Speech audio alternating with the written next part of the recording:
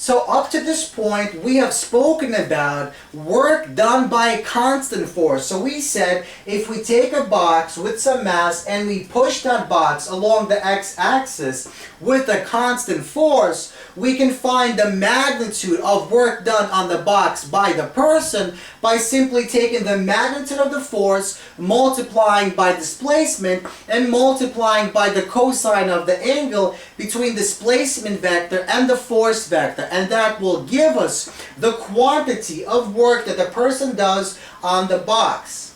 Now, what about work done by non-constant force? For example, let's suppose a rocket begins on Earth at the surface and travels into outer space. What is the force acting on the rocket due to gravity?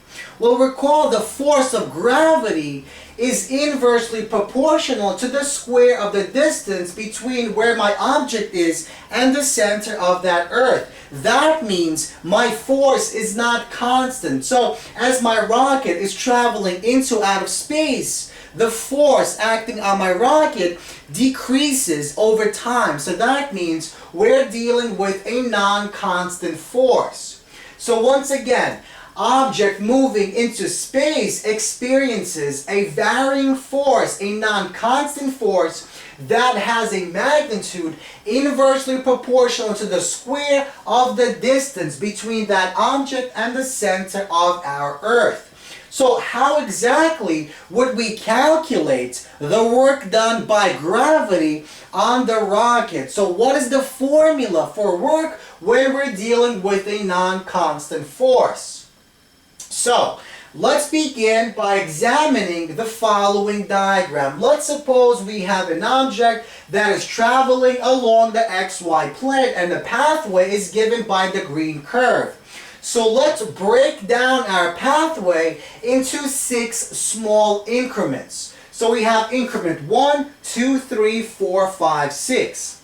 So the length of each increment is given by change in L. For example, for the first increment, our length is change in L1 and it goes all the way up to change in L6. And let's suppose that along each increment, along each change in L, our force is approximately constant. So for example, our force along the 4th increment is given by this vector F4 and it points in the following direction. And notice that we can approximate the angle between our vector, force vector, and our displacement vector to be the following, let's call it theta 4. And each one of these vectors, each one of these increments has its own theta. So theta 1, 2, 3, 4, 5, 6. So let's suppose we want to find the change in work that is done along increment number 4. So change in work during the 4th interval is given by change in work is approximately equal to, remember, we're approximating. We're approximating because we're saying the force is constant along each interval. So the force varies from one interval to the next, but it's constant along each one. So the change in work is approximately equal to the force given here multiplied by the cosine of the angle theta 4 multiplied by the change in L4. So this approximates the work done along our 4th interval. Now, let's suppose we want to find the total work done along the following pathway by our non-constant work. So we can approximate it by simply adding up all these intervals. So we add up the 6 change in W's as shown here and we get the following result. So the work done on our object by a non-constant force is approximately equal to the sum of these forces, the sum of these change in W's from I equals 1 to I equals 6. So we simply sum them up. Now, how exactly do we get the exact value?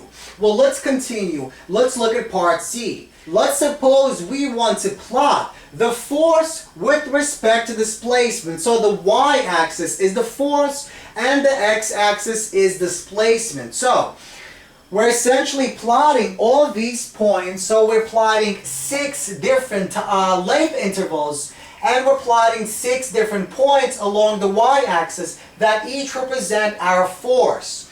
So we get the following picture. We have 6 different rectangles. Now if we take the sum of the area of all these rectangles, that gives us the approximate value of the total work done. Once again, we take the approximate work done is the sum of the area of the rectangles. So for example, we can find the area of the first rectangle by taking our change in L1, our length, and multiplying by the height, our y value, which is simply the force 1 cosine theta 1. So force 1 multiplied by cosine theta 1 multiplied by change in L1 gives us the area of the rectangle. So we do the same exact thing 5 more times. We sum that up, and that gives us this whole area. Now, if we somehow find the exact area under this blue curve, that will give us the exact value of the total work done.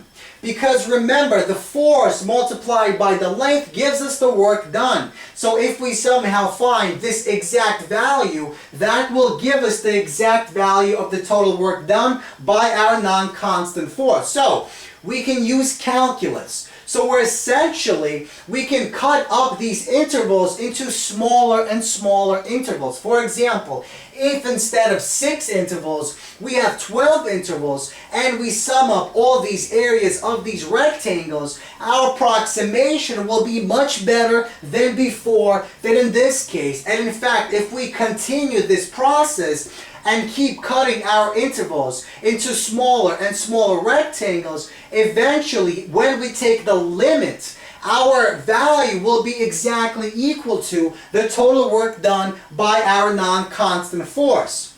So, and that we see in this part. So, our definition of work done by non-constant or varying force is given by the following equation. So the work done of this sum is the limit of this sum as we take our change in L to 0. So as our length tends to 0, as it becomes smaller and smaller and smaller, eventually we'll sum up all these rectangles, and that will give us the exact value of the work. And another way of representing this is in terms of integrals. The integral of the force times the cosine of the angle theta times the infinitely small change in L as the integral from A to B. And this is equal to the following value if we're dealing with the dot product. So the dot product of the force multiplied by our infinitely small change in L, if we take the integral from A to B of this dot product, that will give us the work done by our non-contact force.